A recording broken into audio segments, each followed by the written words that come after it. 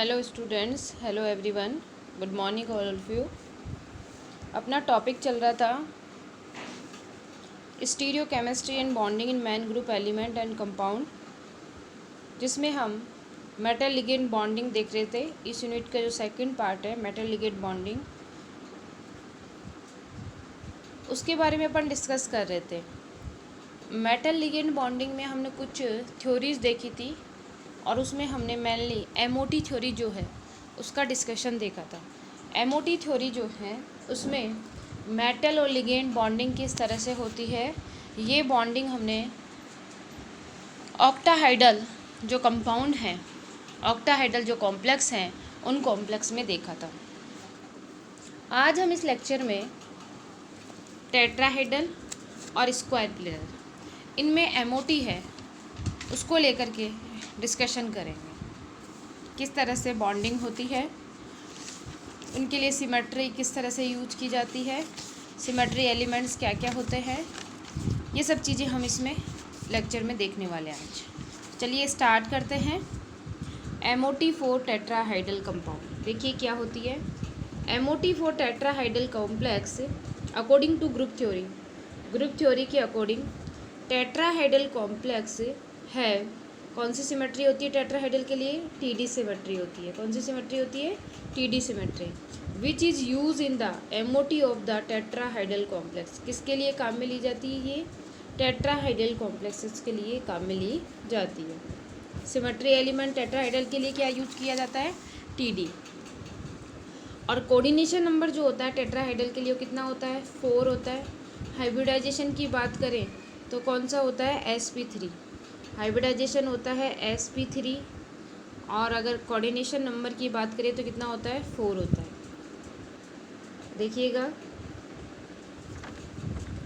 In tetrahedral complex the coordination number of metal is कितना है? 4 and hybridisation क्या है? sp3। क्या हाइब्रिडाइजेशन है? कोऑर्डिनेशन नंबर तो 4 है, हाइब्रिडाइजेशन क्या है? sp3। In tetrahedral geometry metal ion situated at the centre of the cube. हम इसको एक क्यूब के थ्रू है वो देखते हैं। किसके थ्रू देखते हैं हम इसको? क्यूब के थ्रू देखते हैं कि क्यूब के अंदर जो सेंटर एटम है वो बीच में सिचुएटेड होता है। And the 4 ligand are present at the alternate of the 4 corner of the cube. कहाँ प्रेजेंट होते हैं? 4 कॉर्नर पे प्रेजेंट होते हैं। जैसे ये क्यूब बनाया अपन ने, इस क्यूब के अंदर सेंटर एटम जो है वो सेंटर एटम तो यहाँ प्रेजेंट होगा, और अल्टरनेट कॉर्नर पर जैसे सपोज किया एक एटम यहाँ प्रेजेंट है, इस कॉर्नर को छोड़ के दूसरा एटम यहाँ प्रेजेंट होगा। ऐसे ही नीचे बात करें तो एक एटम यहाँ प्रेजेंट होगा और एक जो है एक एटम यहाँ होगा और एक एटम यहाँ प्रेजेंट होगा। टोटल कितने प्रेजेंट होंगे? 4। तो हम इसको इस तरह से बता सकते हैं, इस तरह से होंगे। ये आपस में इस तरह से सेंट्रल एटम इससे जुड़ा हुआ है, ये ऐसे जुड़ेगा, ये इससे जुड़ेगा, और ये इस तरह से, ये इस तरह से। ये कैसी स्ट्रक्चर बन जाएगी? टेट्राहाइडल structure.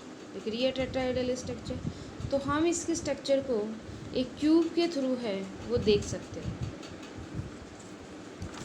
Coordination number 4, hybridisation sp3।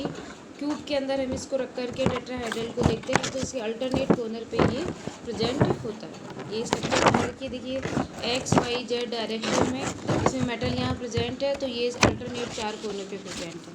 Orbital जो है 4s है। सिमेट्री जो है इसमें, अब देखो हम इसमें सिमेट्री की बात करें, सिमेट्री की अगर बात की जाए तो जो टेट्राहाइडल कॉम्प्लेक्सेस होते हैं उनके अंदर सिमेट्री जो होती है वो जी रेड, हम जी और यू लिखते थे। ऑक्टाहाइडल में जी और यू लिखते थे, इसमें हम जी और यू का डिस्कशन नहीं करते क्योंकि ये जीरेड अनजीरेड जो होता है उसका इसके ऊपर कोई इफेक्ट नहीं होता है ना। हम टेट्राहाइडल के अंदर जीरेड अनजीरेड को यूज़ नहीं करते। तो देखो एस के लिए वहाँ अपन क्या यूज करते थे? A1G। यहाँ जी नहीं लगाएंगे, केवल क्या यूज करेंगे? A1। ऑक्टाहाइडल में PX PY PZ के लिए क्या यूज करते थे? T2U यूज करते थे। यहाँ अपन क्या लेंगे? केवल T2। DXY DYZ और DZH, इसके लिए जो अपने पास ये ऑर्बिटल है अपने T2G ऑर्बिटल, इनके लिए हम T2G लिखते थे, यहाँ हम क्या लिखेंगे, केवल T2। उसके बाद हम इसमें बात करते हैं, उसके बाद हम देखते हैं कि ईजी ऑर्बिटल, ईजी ऑर्बिटल जो है इनको कहा जाएगा, लेकिन हम यहाँ पे ईजी ना लिख करके क्या लिखेंगे, केवल ई। इस तरह से ऑर्बिटल व्यू की बात करें तो एस के लिए क्या होगा, A1, और पी ऑर्बिटल्स के लिए क्या होगा, T2, और T2G के लिए क्या होगा, T2, और EG के लिए क्या होगा, E। In the tetrahedral complex 2 set are possible for the suitable metal complex. 2 set है वो पॉसिबल है सूटेबल मेटल कॉम्प्लेक्स के लिए। एक sp3 हाइब्रिडाइजेशन हो सकता है जिसमें S और 3 p ऑर्बिटल्स पार्टिसिपेट करेंगे, और एक D3S हो सकता है। D3S में जो अपने पास T2G सेट है वो, और एक S ऑर्बिटल है वो पार्टिसिपेट करेगा। नेक्स्ट हम देखेंगे कि द फॉर्मेशन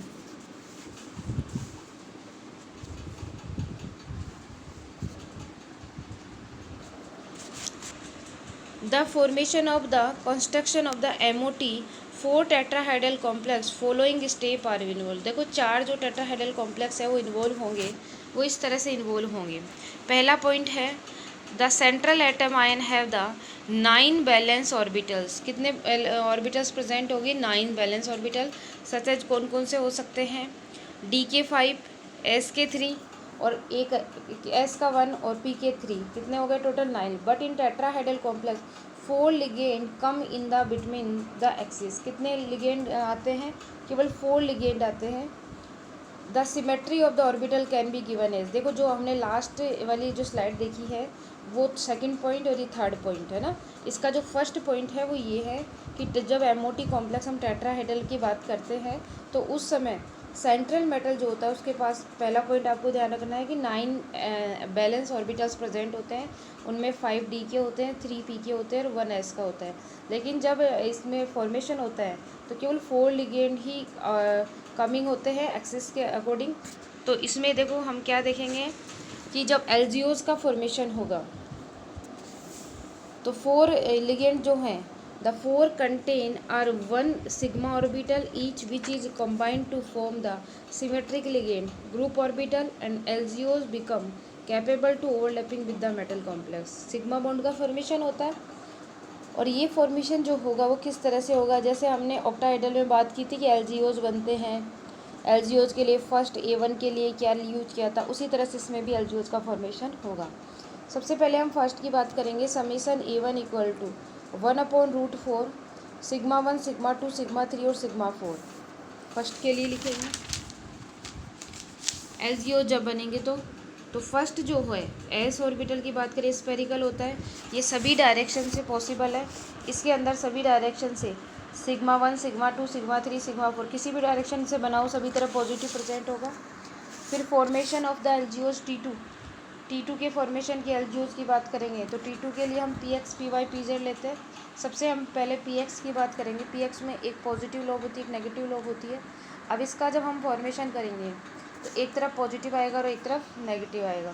तो क्या हम इसको ऐसे लिखेंगे कि समेशन, ये अपने पास है समेशन T2, क्योंकि हम सिंबल जो है वो इसके लिए क्या लेते हैं, P के लिए क्या लेते हैं T2, और क्या लेंगे इसके लिए 1/√4। क्या लेते हैं 1/√4 1/√4 sigma 1 plus sigma 2 minus sigma 3 minus sigma 4।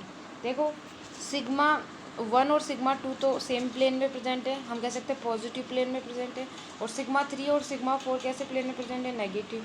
इसके लिए भी हम जो यूज करेंगे वो क्या आएगा 1/, इसको भी हम क्या लिखेंगे यहाँ पे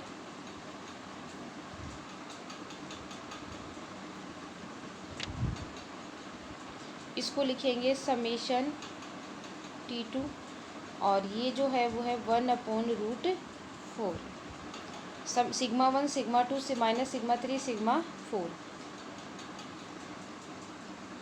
देखिएगा T2 जो है PX के लिए क्या आया है 1/√4 सिग्मा 1 सिग्मा 2 माइनस सिग्मा 3 और सिग्मा 4। ऐसे ही हम पी एक्स के लिए लेते हैं, तो पी एक्स के लिए देखो पॉजिटिव और नेगेटिव एक्स वाई और जेड, तो इसको जब लिखेंगे सिग्मा 1 सिग्मा 2 और सिग्मा 3 और सिग्मा 4।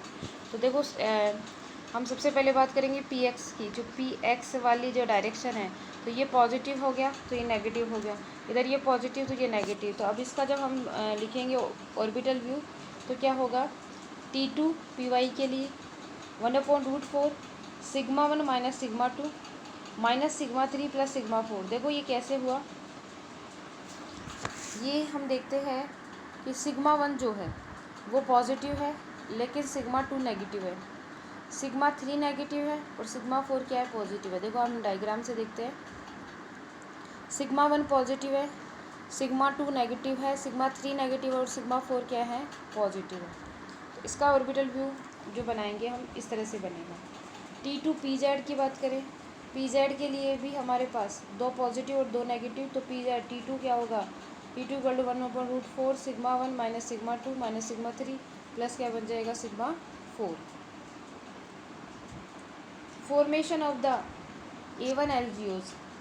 फिर नेक्स्ट हम देखते हैं कौन से हाइब्रिडाइजेशन के लिए, D3S हाइब्रिडाइजेशन के लिए। नेक्स्ट जो अपना हाइब्रिडाइजेशन था वो टेट्राहाइड्रल में कौन सा हाइब्रिडाइजेशन देखते थे अपन, D3S एक हाइब्रिडाइजेशन जो है, और दूसरा जो हाइब्रिडाइजेशन था और वो sp3 था। sp3 के लिए हमने डिस्कशन कर लिया।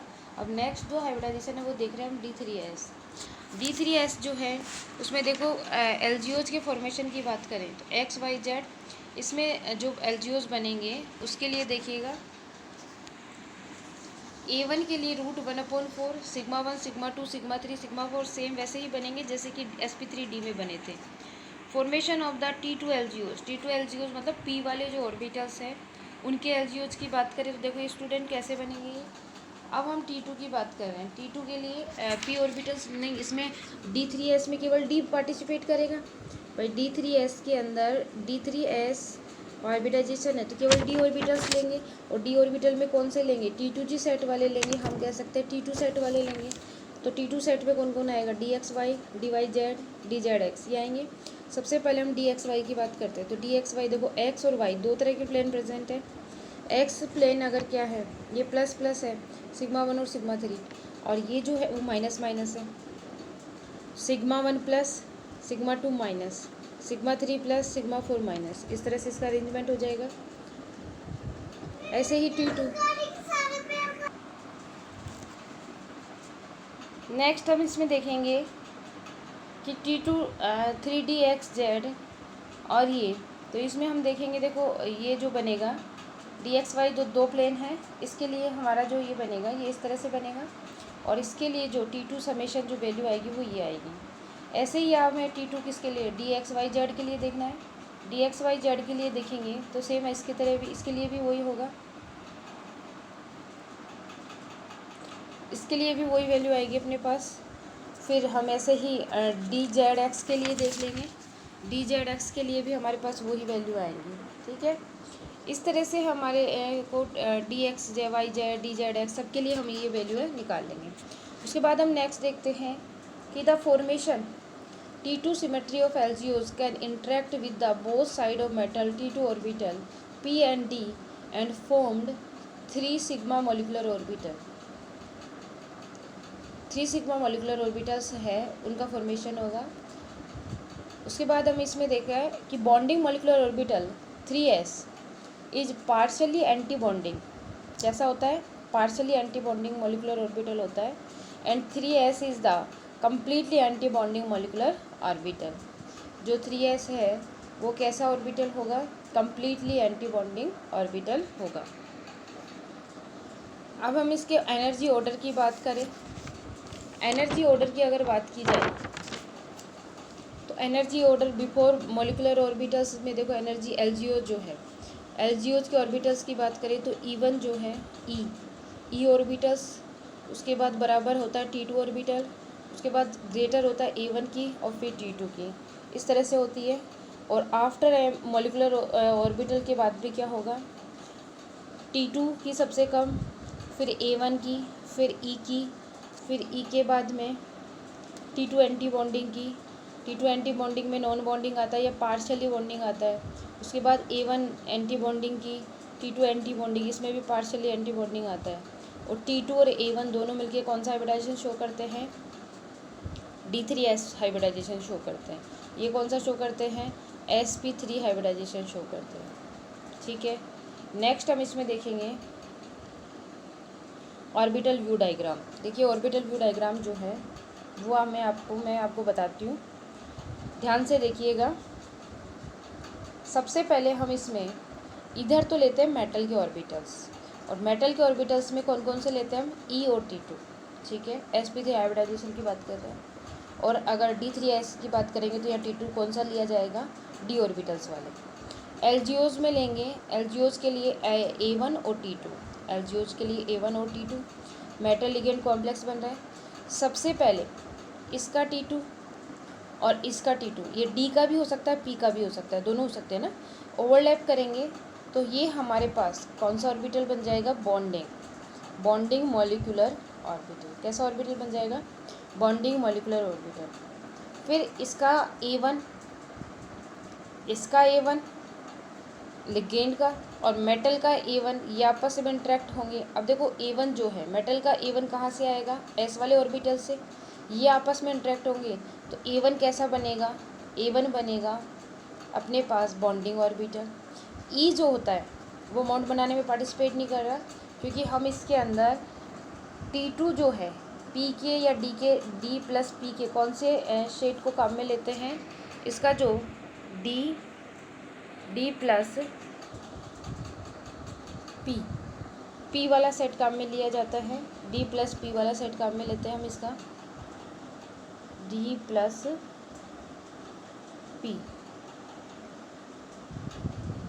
P वाला सेट काम में लिया जाता है। ये नॉन बॉन्डिंग ऑर्बिटल होता है। ठीक है, अब उसके बाद देखिएगा A1 बॉन्डिंग बन गया, T2 बॉन्डिंग बन गया, तो अब ये एंटी बॉन्डिंग भी बनेगा, एंटी बॉन्डिंग बनेगा। तो देखो A1 का एंटी बॉन्डिंग ये रहा। ठीक है, उसके बाद T2 जो है, T2 ये ऊपर है, इस T2 का एंटी बॉन्डिंग बनाना है हमें। T2 का एंटी बॉन्डिंग बनाने है, T2 का एंटी बॉन्डिंग ये बन गया, ऊपर ही ऊपर है T2 का एंटी बॉन्डिंग, P ऑर्बिटल से एंटी बॉन्डिंग बन जाएगा। इसके अलावा ये जो है, अगर ये D ऑर्बिटल लिया है पार्टिसिपेट हमने, ये वाला D ऑर्बिटल है, तो ये जो D ऑर्बिटल है तो इसका एंटी बॉन्डिंग ये होगा, और अगर ये P ऑर्बिटल है तो इसका एंटी बॉन्डिंग ये ऊपर वाला होगा। ठीक है, इस तरह से इसमें ओवरलैपिंग हो जाएगी। और E जो होता है वो सेट होता है, वो बॉन्ड बनाने में पार्टिसिपेट नहीं करता, इसलिए ये कैसा होता है? Non bonding. इससे अपन ने ऑक्टाहाइडल जो इसको वो पढ़ा था, MOT ऑक्टाहाइडल की, उसमें भी अपन ने देखा था कि वहाँ नॉन बॉन्डिंग का काम कौन सा सेट करता था? T2G सेट करता था। यहाँ नॉन बॉन्डिंग का काम कौन सा सेट करता है? E सेट करता है। T2 जो D ऑर्बिटल्स है और नॉन बॉन्डिंग है, उनके बीच का जो डिस्टेंस है उसको क्या कहते हैं? Delta T। अगर इसमें पेयरिंग एनर्जी का मान ज़्यादा है, पेयरिंग एनर्जी का मान ज़्यादा है और डेल्टा T का मान कम है, तो उस समय प्रेजेंस ऑफ स्ट्रॉन्ग लिगेंड की प्रेजेंस में metal fully filled before the T2 anti bonding orbital E is non bonding. ये कह रहा है कि अगर पेयरिंग एनर्जी ज़्यादा, इसका मतलब पेयरिंग एनर्जी ज़्यादा है और डेल्टा T का डिफरेंस कम है, तो पेयरिंग नहीं हो पाएगी। पेयरिंग नहीं हो पाएगी तो नीचे बॉन्डिंग में भी प्रेजेंट होंगे और एंटी बॉन्डिंग में भी प्रेजेंट होंगे। ठीक है, लेकिन अगर पेयरिंग एनर्जी का मान कम है और डिफरेंस ज़्यादा है तो उस समय पेयरिंग हो जाएगी। ठीक है, और यहाँ हम इधर हम लिगेंड के ऑर्बिटल्स को फिल करते हैं और इसमें हम मेटल के इलेक्ट्रॉन्स को फिल किया जाता है। ये ऑर्बिटल जो व्यू है, इनमें हम इधर मेटल लिगेंड के ऑर्बिटल्स को पहले फिल कर देंगे। इसमें जितने भी जैसे 4 लिगेंड प्रेजेंट है तो 8 इलेक्ट्रॉन्स जो है इनको फिल कर देंगे, और मेटल के पास जितने इलेक्ट्रॉन प्रेजेंट हो उनको हम नॉन बॉन्डिंग और T2G सेट में फिल किया जाएगा। नेक्स्ट हम इसका देखेंगे D ऑर्बिटल्स के लिए बात कर रखी है। इसमें एग्जाम्पल लेके भी बना सकते हैं हम इसको। नेक्स्ट एग्जाम्पल, जैसे एग्जाम्पल लिया हमने, ये एग्जाम्पल लिया है अपन ने FeCl4। देखो एग्जाम्पल है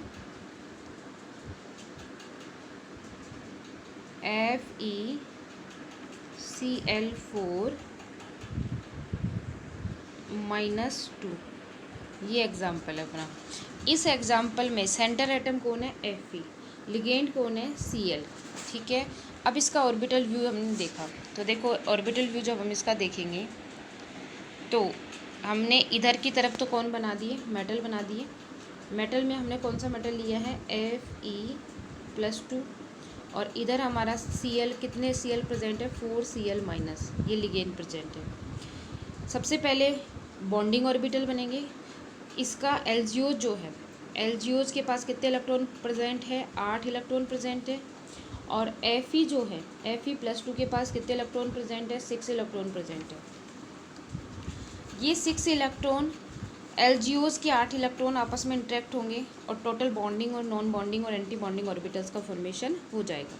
सबसे पहले एल्जियोज के 2 T2 ऑर्बिटल, और जो डी सेट है अपना उसके भी T2 ऑर्बिटल, ये अब डी भी हो सकते हैं, पी भी हो सकते हैं, ये आपस में इंटरेक्ट होंगे तो ये बॉन्डिंग ऑर्बिटल बनेगा।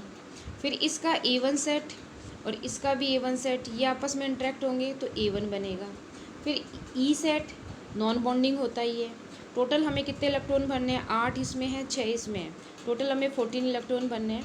तो कैसे भरेंगे, देखो इन इलेक्ट्रॉन्स को, 2 यहाँ, 2 यहाँ, 2 यहाँ, 2 यहाँ, ये तो हमने किसके इलेक्ट्रॉन भर दिए, सारे के सारे एल्जियोज के इलेक्ट्रॉन। ये सारे के सारे किसके इलेक्ट्रॉन है, एल्जियोज के इलेक्ट्रॉन है। बाकी बचे हुए हम किसके इलेक्ट्रॉन भरते हैं, लिगेंड के और इलेक्ट्रॉन, सॉरी मेटल के भरते हैं। अब देखो मेटल में जो है कितने इलेक्ट्रॉन भरने हैं, हमें 6 इलेक्ट्रॉन भरने हैं। तो पहले हम ये जो डिफरेंस है, ये डिफरेंस क्या है, कम है, डेल्टा टी जिसको हम कह रहे हैं, डेल्टा टी जो है वो क्या है, लेस देन है एज ए किसके, पेयरिंग एनर्जी के। ठीक है, तो उस समय पहले 1 1 करके इलेक्ट्रॉन फिल किया हमने, पहले हमने इसमें 1 इलेक्ट्रॉन फिल किया, फिर इसमें भी 1 इलेक्ट्रॉन फिल किया, फिर 1 1 1 5 इलेक्ट्रॉन हो गए। 1 इलेक्ट्रॉन जो बचा वो ईजी सेट में आ जाएगा। ठीक है, उसके बाद देखिएगा, उसके बाद हम देखते हैं इसमें एस के लिए हमें पता ही है, हम A1 यूज करते हैं, A1 बॉन्डिंग बनाते हैं, A1 एंटी बॉन्डिंग भी बनेगा। पी के लिए T2 एंटी बॉन्डिंग है वो यूज किया जाता है। P1 जो एंटी बॉन्डिंग है, बॉन्डिंग बना था ये हमारा, तो ये जो P है इसके लिए एंटी बॉन्डिंग का फॉर्मेशन भी हो जाएगा। इस तरह टेट्राहाइड्रल जो भी कॉम्प्लेक्सेस होते हैं उनके अंदर हम MOT डायग्राम या MOT जो थ्योरी है उसके बेस पे हम मॉलिक्यूलर ऑर्बिटल जो डायग्राम्स हैं उसको एक्सप्लेन कर सकते हैं कि किस तरह से इनमें एल्जियोज का फॉर्मेशन होता है और किस तरह से बॉन्डिंग होती है। FeCl3, अगर हम इसमें हाइब्रिडाइजेशन पूछे तो FeCl3 में आउटर ऑर्बिटल पार्टिसिपेट करेंगे तो sp3 हाइब्रिडाइजेशन प्रेजेंट होगा। ठीक है, यहाँ तक की चीज़ स्टूडेंट्स क्लियर हो गई होगी आपको कि किस तरह से हम ये मॉलिक्यूलर ऑर्बिटल डायग्राम है उसको ड्रॉ करते हैं। अब हम नेक्स्ट जो मॉलिक्यूलर ऑर्बिटल डायग्राम है वो देखते हैं स्क्वायर प्लेनर में। तो देखो स्क्वायर प्लेनर जो होता है उसके अंदर भी 9 बैलेंस ऑर्बिटल्स जो हैं वो ही पार्टिसिपेट करेंगे। उसके लिए जो, जैसे हमने सिमेट्री की बात की थी, तो हमने ऑक्टाहाइड्रल के लिए सिमेट्री एलिमेंट लिया था OH, टेट्राहाइड्रल के लिए हमने लिया था TD। तो इसी तरह हम स्क्वायर प्लेनर के लिए जो सिमेट्री एलिमेंट लेते हैं वो लेते हैं D4H। ठीक है, और हाइब्रिडाइजेशन कौन सा होता है, DsP2। 9 वही बैलेंस ऑर्बिटल पार्टिसिपेट करेंगे, उनमें से स्क्वायर प्लेनर में DsP2 हाइब्रिडाइजेशन होता है।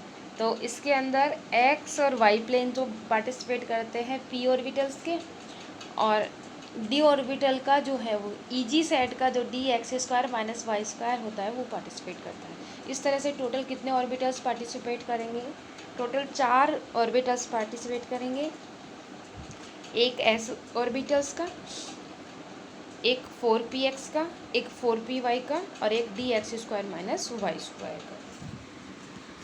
देखिएगा,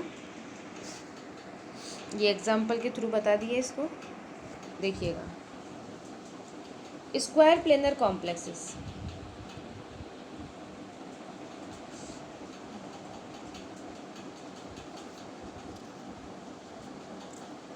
स्क्वायर प्लेनर कॉम्प्लेक्सेस की बात कर रहे हैं। MOT 4 स्क्वायर प्लेनर कॉम्प्लेक्सेस, देखो क्या होता है। According to group theory the square planar complex have the D4H symmetry. कौन सी सिमेट्री प्रेजेंट होती है भी मैंने बताया, D4H symmetry, and the hybridization is the DsP2। कौन सा हाइब्रिडाइजेशन होता है, DsP2 हाइब्रिडाइजेशन होता है। और ऑर्बिटल जो प्लेनर होगा इसमें central metal cation of 3D series, कौन सी सीरीज का होगा? 3D सीरीज का होगा। 9 बैलेंस सेल ऑर्बिटल प्रेजेंट होंगे, DXY, DYZ, DYZ और DX² माइनस Y², ये ऑर्बिटल्स हैं वो प्रेजेंट होंगे इसमें।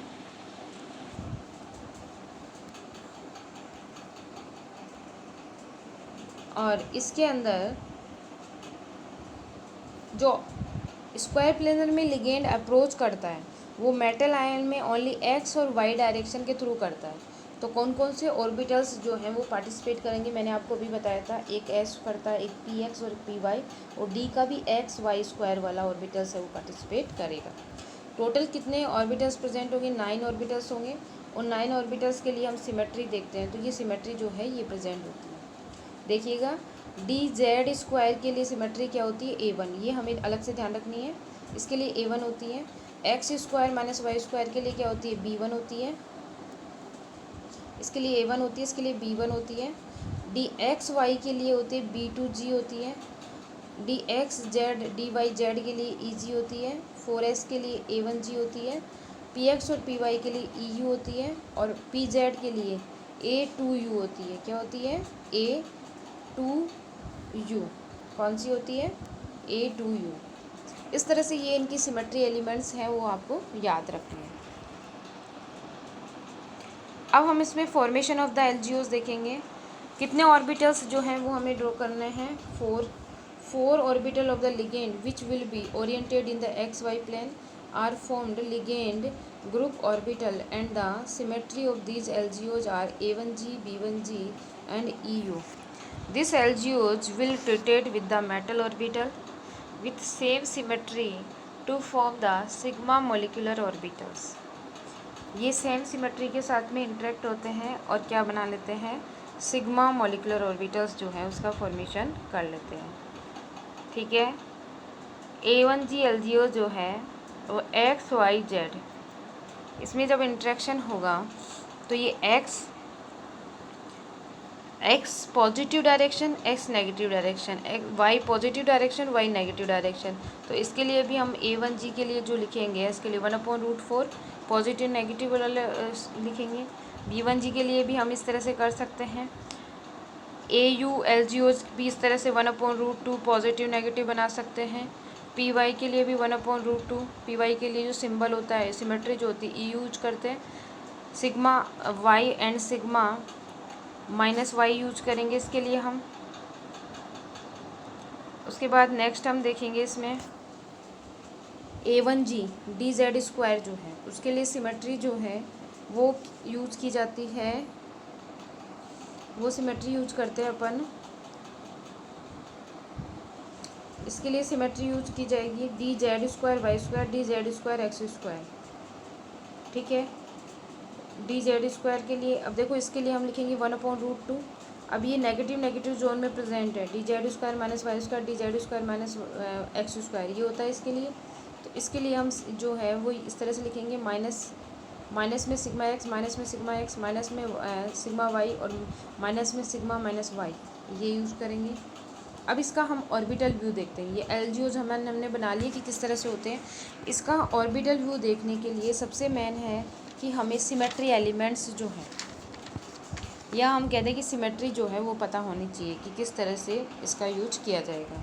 सिमेट्री पता होनी चाहिए। तो देखो सिमेट्री के लिए क्या करेंगे, अभी मैंने आपको बताया, एक एक सिमेट्री को हम ध्यान से देखेंगे। देखिए DZ जो है, DZ² के लिए सिमेट्री क्या यूज करते हैं? A1G। DZ के लिए सिमेट्री क्या यूज करते हैं? A1G। और DX² माइनस Y² के लिए क्या यूज करते हैं? B1G। EU जो सिमेट्री होती है वो होती है PX और PY के लिए। ये सारी चीज़ें हमने इसमें मेंशन भी कर रखी हैं कि 4 LGOs पार्टिसिपेट करेंगे। इनमें A1G जो है वो 4S के लिए, B1G है वो DX² माइनस Y² के लिए, EU जो है वो 4PX के लिए और 4PY के लिए। ठीक है। ऐसे ही हमने यूज किया इधर A1G B1G B2G और EG। A1G DZ² के लिए, B1G DX² माइनस Y² के लिए, B2G जो है DXY के लिए और Eg जो है वो dy/z और dz(x) के लिए यूज करेंगे। तो देखिएगा बॉन्डिंग ऑर्बिटल्स जो हैं वो कौन कौन से हो गए, इनमें आपस में इंटरेक्शन हुआ। तो बॉन्डिंग ऑर्बिटल्स कौन कौन से हो गए, A1G हम किसके लिए ले रहे हैं, S के लिए। B1G हम किसके लिए ले रहे हैं, dx² - y² के लिए। और EU जो है वो अपना है Px और Py के लिए। ये बॉन्डिंग हो गए, इन्हीं का इंट्रैक्शन होगा, इन्हीं से एंटी बॉन्डिंग ऑर्बिटल बन जाएंगे। भाई 2 ऑर्बिटल तो इसके हो गए, एक ऑर्बिटल ये, एक ये, टोटल कितने लिगेंड आ रहे हैं, 4 लिगेंड इसके साथ में इजीली इंट्रैक्शन कर लेंगे। तो इस तरह से ये 3 तो कैसे बन गई बॉन्डिंग। अब एंटी बॉन्डिंग या नॉन बॉन्डिंग कौन कौन से रह गए, देखिएगा EU में Px और Py आ गया, B1 में क्या आ गया, dx² - y हो जाए, A1 में क्या आ गया, 4s आ गया। ये ऑर्बिटल आ गए। मैं आपको एक बार इसमें और बता देती हूँ, EU के अंदर कौन कौन से ऑर्बिटल आ गए, Px और Py, ठीक है। B1G में कौन सा आ गया, dx² - y², ठीक है। A1 में कौन सा आ गया, s ऑर्बिटल, ठीक है। अब अपने पास एक तो Pz बच गया और एक इसके ऑर्बिटल्स बच गए। तो देखो जो Pz बचा है उस Pz के लिए अपन कौन सी सिमेट्री यूज करते हैं, A2U। कौन सी सिमेट्री यूज करते हैं, A2U। और इसके अलावा A2G और EG, ये हमारी सिमेट्री जो है A2G और EG, ये सिमेट्री यूज की जाती है A1G। तो A1G ये हमारे लिए नॉन बॉन्डिंग हो गया। इसके लिए ये वाला ऑर्बिटल A1G EG, A1G है ये, A1G जो है वो नॉन बॉन्डिंग हो गया, इसको 1 करेंगे, ये 1 है। A1G और EG नॉन बॉन्डिंग हो गया। अब देखिएगा A1 जो है वो बॉन्डिंग बना है तो A1 एंटी बॉन्डिंग भी बनेगा A1G। B1 जो है बॉन्डिंग बना है तो B1 कैसा बनेगा, एंटी बॉन्डिंग भी बनेगा, एंटी बॉन्डिंग बन गया। उसके बाद जो P ऑर्बिटल है उसमें 3 तरह के ऑर्बिटल प्रेजेंट है P में, एक तो EU और एक A2U। EU के अंदर Px और Py आता है, A2U में क्या आता है, A2U बॉन्ड बनाने में पार्टिसिपेट नहीं करता तो इसको हम नॉन बॉन्डिंग ऑर्बिटल कह सकते हैं। लेकिन Px और Py बॉन्ड बनाने में पार्टिसिपेट करते हैं तो Px और Py जो है वो क्या बनेगा, बॉन्डिंग भी बनेगा। ये बॉन्डिंग बन गया, EU के साथ में बॉन्डिंग बना रहा है, और EU कैसा बनेगा, एंटी बॉन्डिंग भी बनेगा। समझ गए। A1G जो होता है वो बॉन्डिंग भी बनता है और A1G कैसा बनता है, एंटी बॉन्डिंग भी बनता है। A1G 2 है, एक S का और एक dz का।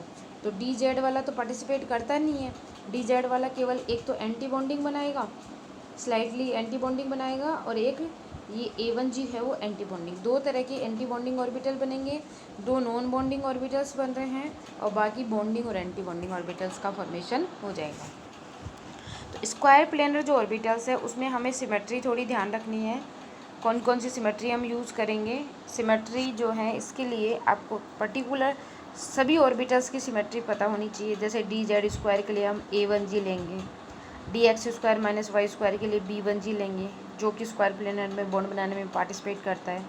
dxy जो है उसके लिए B2G लेंगे, dxz और dyz जो है उसके लिए EG लेंगे, S के लिए A1G लेंगे, Px और Py के लिए EU लेंगे, Pz के लिए A2U लेंगे।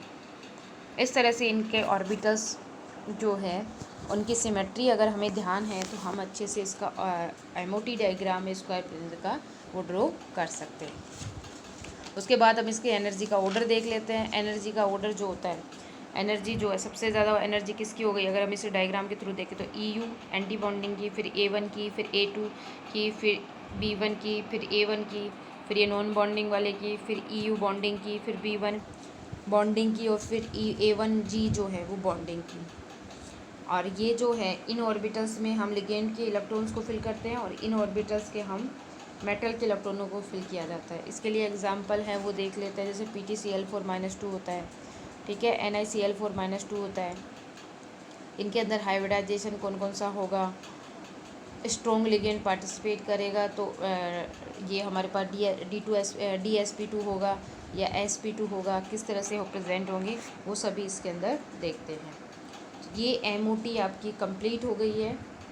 तो स्टूडेंट्स आप लोगों को अच्छे से समझ आई होगी। MOT tetrahedral, MOT square planar और एमओटी ऑक्टाहेड्रल। इनमें से आपको एक एग्जांपल दे करके एक्सप्लेन करवाएगा कि MOT explain in the octahedral complex, उसका एक एग्जांपल दे देगा। MOT explain in the tetrahedral complex या स्क्वायर प्लेनर। तो इन तीनों में से एक क्वेश्चन आपका एमओटी का बनता ही है। केवल हमें इसकी सिमेट्री एलिमेंट्स जो होते हैं, एलिमेंट्स जो हैं सिमेट्री यूज करेंगे ऑर्बिटल्स के लिए, वो पता होनी चाहिए। लिगेंड इलेक्ट्रॉन जो डोनेट कर रहा है वो लिगेंड के एलजीओज जो हैं वो कैसे बनेंगे, एलजीओज के फॉर्मेशन के बाद में ये एमओटी जो डायग्राम है, ये डायग्राम है वो पता होना चाहिए। और ये एलजीओज वगैरह तो लगभग सभी के सेम होता है, किस तरह से बनाते हैं। इस तरह से हम पूरे एमओटी जो है मेटल लिगेंड बॉन्डिंग है उसको हमने कवर कर लिया है। नेक्स्ट लेक्चर में हम एक नए टॉपिक के साथ में मिलते हैं। आप लोग इसको कंटिन्यू देखते रहिएगा। और नेक्स्ट जो टॉपिक रहेगा वो अपना रहेगा, इस यूनिट से लगभग अपने टॉपिक है वो कवर हो गए। नेक्स्ट टॉपिक अपन नेक्स्ट यूनिट से लेंगे। चलिएगा, आज के लिए इतना ही। Thank you.